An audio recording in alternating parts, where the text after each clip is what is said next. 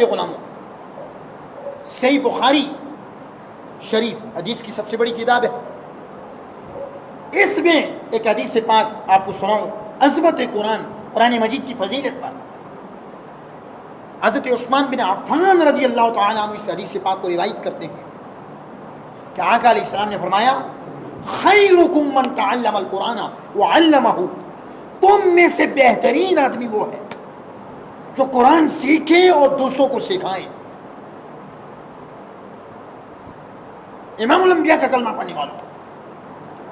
پھر آقا علیہ السلام نے جامع ترمذی کی حدیث سے پاک ہے، حضرت عبداللہ بن مسعود رضی اللہ تعالیٰ عنہ روایت کرتے ہیں آقا علیہ السلام نے ارشاد فرمایا کہ من قرأ حرفا من کتاب اللہ تو فلہ بہ حسنۃ، جو اللہ تعالیٰ کی کتاب سے ایک حرف پڑھتا ہے تو اس کے لیے نیکی ہے، حسنہ ہے،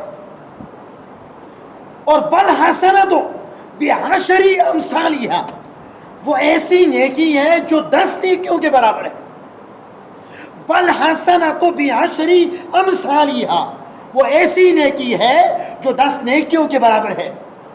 اور لا اقول، میرے نبی نے فرمایا لا اقول، میں نہیں کہتا ہوں الف لام میم حرف، کہ الف لام میم ایک حرف ہے، میرے نبی نے فرمایا لا اقول لا اقول لا اقول، میں نہیں کہتا ہوں کہ الف لام میم حرف، الف لام میم ایک حرف ہے، فرمایا ولیکن الف حرف ولام حرف ومیم حرف، فرمایا الف ایک حرف ہے، لام الگ سے ایک حرف ہے، میم الگ سے ایک حرف ہے، تو جو ان 3 حروف کو پڑھ لے اس کو 30 نیکیاں مل جاتی ہیں۔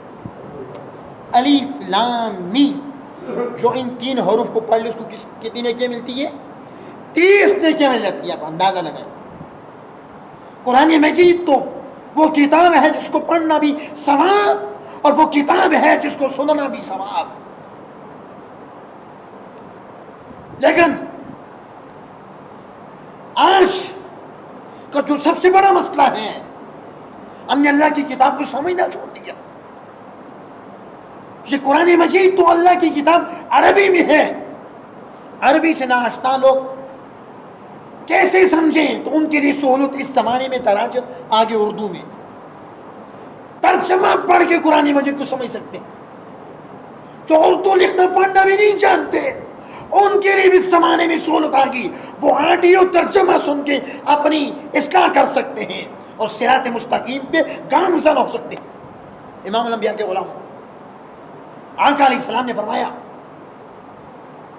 کہ قیامت کا دن ہوگا، ابن ماجہ میں یہ حدیث موجود اور ترمذی شریف میں موجود، فرمایا یقال لصاحب القرآن، قرآن پڑھنے والے سے کہا جائے گا اقرا وارتقب ورتل کما كنت ترتل في الدنيا فإن منزلتك عند آخر آیۃ تقرأ بها، قرآن پڑھنے والے سے جنت میں کہا جائے گا اے قرآن پڑھنے والے، قرآن پڑھتا جا جس طرح تو دنیا میں ترتیل کے ساتھ پڑھتا تھا، ورتل القرآن ترتیلا، سورہ مزمل پارہ نمبر 29، جس طرح تو دنیا میں ٹھہر ٹھہر کے ترتیل کے ساتھ قرآن پڑھتا رہا، پڑھتا جا آگے بڑھتا جا، فَإِنَّ مَنزِلَتَكَ عِنْدَ آخِرِ آیَةٍ تَقْرَأُ بِهَا، قرآن کی جو آخری آیت ہے وہی تیری منزل، وہ تیری منزل ہے۔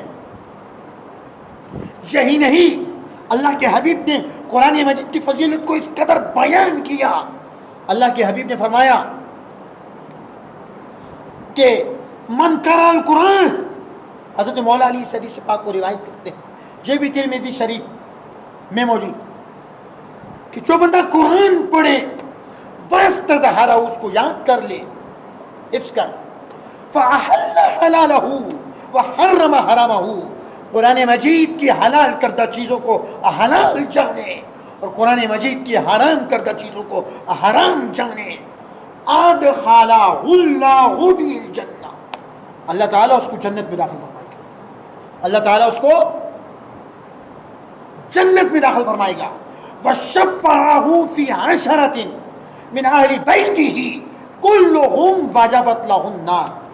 اور وہ بندہ قرآن پڑھنے والا، قرآن کا حافظ اپنے خاندان کی 10 ایسے افراد کی شفاعت کرے گا جن پر دوزخ کی آگ واجب ہو چکی. اندازہ لگائیں قرآن مجید کی فضیلت. یہی نہیں، ایک اور حدیث پاک میں آتا ہے، آقا علیہ السلام نے فرمایا ان للہ اغلین من الناس، لوگوں میں سے کچھ لوگ اللہ والے ہیں. صحابہ کرام نے عرض کیا قالوا من ہم یا رسول اللہ، اے اللہ کے حبیب اللہ والے کون ہیں؟ اللہ کے حبیب جانے کائنات صلی اللہ علیہ وآلہ وسلم نے فرمایا قال اہل القرآن ہم اہل اللہ وخاصہ، قرآن پڑھنے والے، قرآن والے، اللہ والے بھی یہ اور اس کے خاص ہیں، عام نہیں ہیں، خاص ہیں.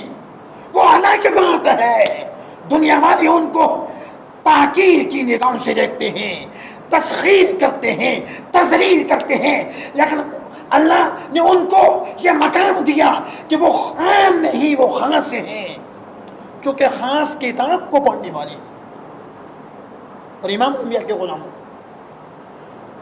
اللہ کے نبی نے پھر ایک مقام پہ ارشاد فرمایا ان الذی لیس فی جوفہ شیء من القرآن کالبیت الخریب، وہ دل ویران گھر کی طرح ہے، وہ دل ویران گھر کی طرح ہے جس دل میں قرآن کا کچھ حصہ نہیں.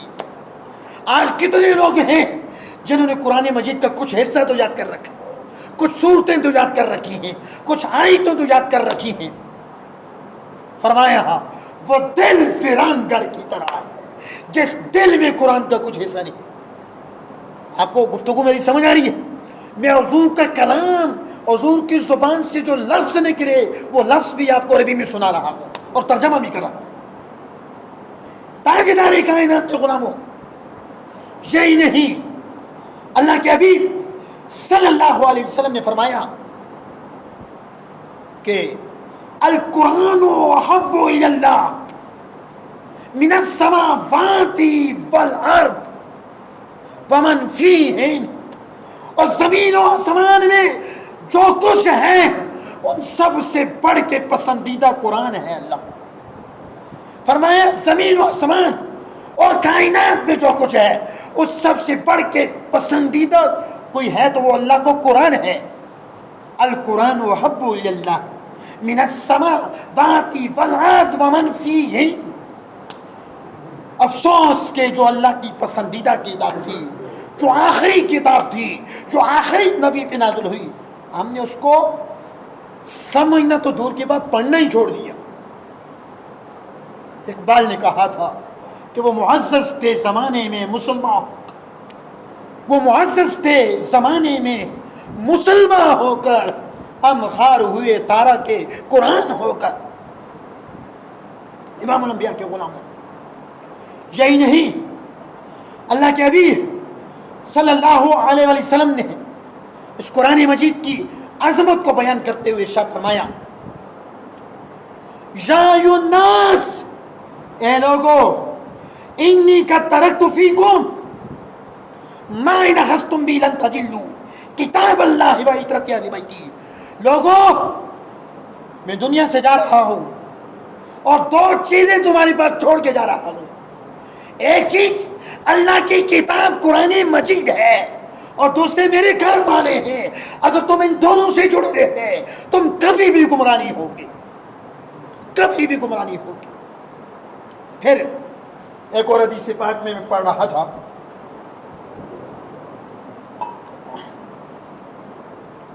تاجدار کائنات کا کلمہ پڑھنے والوں، نبی کریم صلی اللہ علیہ وسلم نے ایک دن سوال کیا. آپ کلام یا رسول سن رہے ہیں، حضور علیہ السلام کے جملے سن رہے ہیں جو زبان یا رسول سے نکلے اور کتابوں میں آئے، وہ میں آپ کو سنا رہا ہوں. آقا علیہ السلام نے ایک دن صحابہ سے سوال کیا. میرے صحابہ اس حدیث کو روایت کرتے ہیں. پہلے حوالہ بتا دوں، حاکم للمستدرک، امام حاکم کی کتاب مستدرک میں بھی حدیث موجود، اور طبرانی، امام طبرانی نے معجم کبیر میں روایت کیا عن عمر بن شعیب عن ابی عن جدہ، عمر بن شعیب وابستہ اپنے والد اور دادا سے روایت کرتے ہیں، آقا علیہ السلام نے پوچھا اپنے صحابہ سے ای الخلق اعجب الیکم ایمانا، میرے صحابہ کون سی مخلوق کا ایمان پسندیدہ ہے، عجیب ہے؟ صحابہ کرام نے عرض کیا یا رسول اللہ الملائکہ، یا رسول اللہ فرشتوں کا ایمان عجیب ہے اللہ کی مخلوق میں۔ اللہ کے حبیب نے فرمایا وَمَا لَهُمْ لَا يُؤْمِنُونَ، فرشتوں کا ایمان کس طرح عجیب ہو سکتا ہے؟ وَهُمْ عِنْدَ رَبِّهِمْ، وہ تو ہر وقت رب کی حضوری میں رہتے ہیں، ان کا ایمان کیسے عجیب ہو سکتا ہے؟ قالوا، صحابہ اکرام نے کہا فالنبیون، یا رسول اللہ انبیاء کا، نبیوں کا، انبیاء اکرام علیہ السلام کا ایمان عجیب ہے۔ آقا علیہ السلام نے ارشاد فرمایا وَمَا لَهُمْ لَا يُؤْمِنُونَ، ان کا ایمان کیسے عجیب ہو سکتا ہے؟ وَالْوَحْيُ يَنزِلُ عَلَيْهِمْ، ان پر تو وحی الہی کا نزول ہوتا ہے، ان پر تو اللہ کا کلام اترتا ہے، ان کا ایمان کیسے عجیب ہو سکتا ہے؟ تاجدار کائنات کا کلمہ پڑھنے والوں صحابہ کرام نے عرض کیا یا رسول اللہ فنحنو، یا رسول اللہ پھر اگر ملائکہ اور انبیاء کا ایمان عجیب تر نہیں، پھر ہم ہی وہ لوگ ہیں جن کا ایمان عجیب ہے۔ آقا علیہ الصلوۃ والسلام نے فرمایا وَمَا لَكُمْ لَا تُؤْمِنُونَ، تمہارا ایمان کس طرح عجیب ہو سکتا ہے؟ وَأَنَا بَيْنَ أَظْهُرِكُمْ، میں بنفس نفیس تمہاری درمیان موجود، اور پھر بھی تم ایمان نہ لاتے تو کیا کرتے؟ فرمایا تمہارا ایمان بھی صحابہ عجیب تر نہیں۔ اب صحابہ کرام خاموش ہوں گے، جواب نہ دیا، خاموش ہوں گے۔ آقا علیہ السلام نے جواب دیا اور ہمیں یاد کیا، جواب دیا، فرمایا سنو میرے صحابہ ان اعجب الخلق، فقال رسول اللہ صلی اللہ علیہ وسلم ان اعجب الخلق الی ایمانا لقوم یکونون من بعد یجدون صحفا فیہا کتاب یؤمنون بما فیہا، فرمایا میرے صحابہ میرے نزدیک اللہ کی مخلوق میں ان لوگوں کا ایمان عجیب تر ہے جو میرے بعد آئیں گے، کئی کتابوں کو پائیں گے لیکن میری کتاب قرآن مجید پہ جو لکھا ہوگا اس کو پڑھ کے اس پر ایمان لے آئیں گے، دن دیکھے ایمان لائیں گے مجھ پر بھی۔ فرمایا ان لوگوں کا ایمان بڑا ہی عجیب ہے۔ اب اندازہ کریں، یہی نہیں تاجدار کائنات کا کلمہ پڑھنے والوں، یہ قرآن مجید وہ کتاب ہے۔ ابن ماجہ میں یہ حدیث پاک نبی پاک صلی اللہ علیہ وسلم نے ارشاد فرمایا لَأَن تَغْدُوا فَتَعَلَّمَ آیَةً مِّن کِتَابِ اللَّهِ خَيْرٌ لَكَ مِّنْ أَن تُصَلِّيَ مِئَةَ رَكَعَةٍ، تمہارا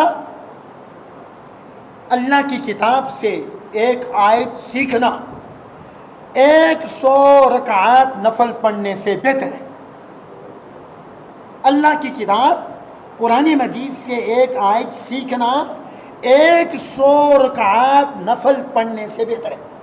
اور پھر فرمایا وَلَن تَغْدُوا فَتَعَلَّمَ بَعْضَ مِنَ الْعِلْمِ عُمِلَ بِهِ أَوْ لَمْ يُعْمَلْ خَيْرٌ لَكَ مِنْ أَن تُصَلِّيَ أَلْفَ رَكَعَةٍ، تمہارا اللہ کی کتاب سے، اللہ کی کتاب کا ایک باب سیکھنا، عمل ہو نہ ہو اس کی جزا سزا الگ ہے، مطلق سیکھنا اللہ کے حبیب نے فرمایا 1000 رکعات نوافل پڑھنے سے بہتر ہے، 1000 رکعات نوافل پڑھنے سے بہتر ہے۔ اب ایک اور حدیث پاک صحیح مسلم میں موجود اور 40 نبوی کی حدیث نمبر 23 سنا رہا ہوں۔ حضرت ابو مالک عشری رضی اللہ تعالی عنہ روایت کرتے ہیں، اب اس حدیث کے آخر میں قرآن کا ذکر ہے، تو آقا علیہ السلام نے ارشاد فرمایا الطہور شطر الایمان، صفائی نصف ایمان ہے۔ صفائی کیا ہے؟ اونچا بولو، نصف ایمان۔ اور پھر فرمایا والحمدللہ تملأ المیزان، الحمدللہ میزان کو بھر دیتا ہے، الحمدللہ میزان کو بھر دیتا ہے۔ پھر فرمایا سبحان اللہ والحمد للہ تملان او تملا ما بین السماوات والارض.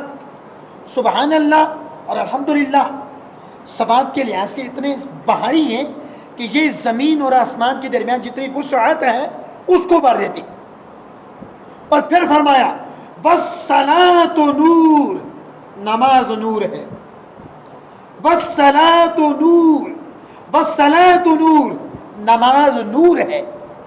پھر فرمایا والصدقۃ برہان، صدقہ دلیل برہان ہے.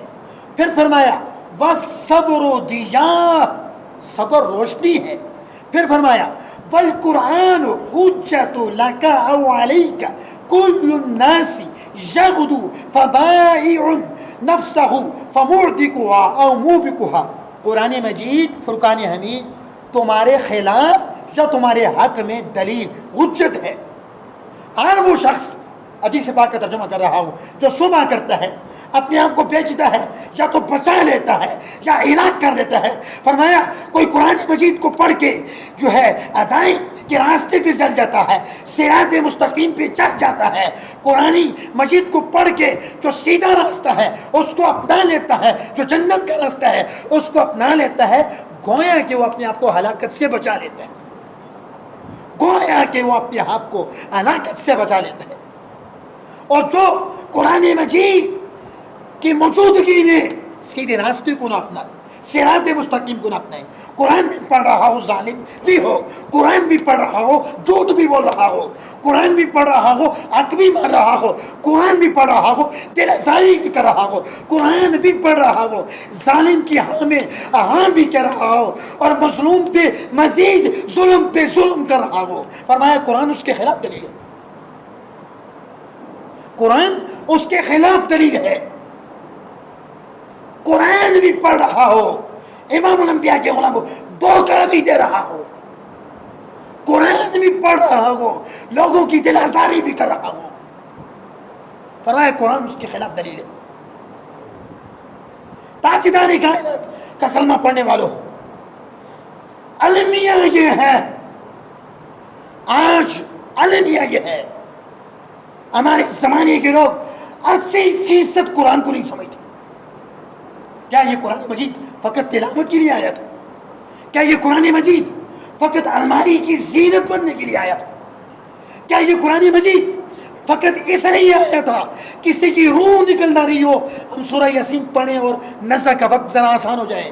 نہیں نہیں، قرآن مجید تو اس لیے آیا تھا اس قرآن کو سمجھا جائے، اس قرآن کو سمجھ کے پڑھا جائے اور پھر اپنی زندگی اس قرآن کے مطابق گزاری جائے. اور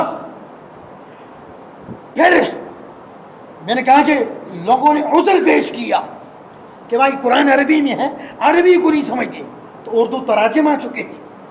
جو ترجمے میں نہیں پڑھ سکتے تو آڈیو ریکارڈنگ قرآن مجید کے ترجمے آ چکے ہیں، انہیں بھی سن کے اپنی راہبری اور رہنمائی کر سکتے ہیں. امام الانبیاء کے غلاموں، یہ قرآن مجید سمجھ کے کوئی ایک رکوع پڑھے بغیر سمجھے 20 قرآن پاک پڑھ لے، جو اس نے سمجھ کے ایک رکوع پڑھا ہے وہ ثواب کے لحاظ سے 20 قرآن مجید سے بھی زیادہ اس کا ثواب. کیونکہ مین مقصد ہی سمجھنا. سمجھ کے پڑھیں گے آپ کو پتہ چلے گا کہ پہلے پارے میں سورہ فاتحہ میں اللہ کیا کہہ رہا ہے. سمجھ کے پڑھیں گے آپ کو پتہ چلے گا سورہ بقرہ میں اللہ کیا کہہ رہا ہے. قرآن کو سمجھ کے پڑھیں گے آپ کو پتہ چلے گا سورہ نساء میں میرا اللہ کیا کہہ رہا ہے. سمجھ کے پڑھیں گے آپ کو پتہ چلے گا سورہ آل عمران میں میرا اللہ کیا کہہ رہا ہے. سمجھ کے پڑھیں گے آپ کو پتہ چلے گا سورہ انفال میں اللہ کیا کہہ رہا ہے. قرآن کو سمجھ کے پڑھیں گے آپ کو پتہ چلے گا کہ سورہ رحمان میں، سورہ یاسین میں، سورہ حدید میں، سورہ طلاق میں، سورہ مجادلہ میں، سورہ تکویر میں، سورہ اخلاص میں، سورہ نابا میں، سورہ نازیات میں، سورہ مرسلات میں اور سورہ قیامہ میں، سورہ بنی اسرائیل میں، سورہ حج میں، سورہ زلزال میں، سورہ قدر میں اور سورہ عادیات میں، سورہ ناس میں، سورہ فلق میں، سورہ کافرون میں، سورہ ماعون میں، سورہ کوثر میں اللہ کیا کہہ رہے ہیں. قرآن مجید کو سمجھنے کی ضرورت ہے. میں ان اشعار کے ساتھ اپنی آج کی اس گفتگو کو ختم کرتا ہوں اور یہ توقع قائم رکھتا ہوں کہ آپ قرآن مجید کو سمجھنے کی کوشش کریں گے. وہ لوگ جو اردو پڑھنا نہیں جانتے ان کے لیے بھی سہولت قرآن مجید کی ریکارڈنگ ترجمے کی آ چکی ہیں, انہیں بھی سنیں تو اپنی رہنمائی اور رہبری وہ حاصل کر سکتے ہیں. تو کسی نے کہا تھا کہ سمجھ لیتا ہے جو شان محمد, سمجھ لیتا ہے جو شان محمد, ہو جاتا ہے وہ قربان محمد. سمجھ لیتا ہے جو شان محمد, ہو جاتا ہے وہ قربان محمد, اور قیامت تک کرے گا رہنمائی, اور قیامت تک کرے گا رہنمائی جہاں والوں کی قرآن محمد. قیامت تک کرے گا رہنمائی جہاں والوں کی قرآن محمد. اور یہی آرزو ہے کہ تعلیم قرآن عام ہو جائے, یہی آرزو ہے کہ تعلیم قرآن عام ہو جائے. تمام پرچموں سے اونچا پرچم, تمام پرچموں سے اونچا پرچم اسلام ہو جائے. وآخر دعوانا ان الحمد للہ رب العالمین.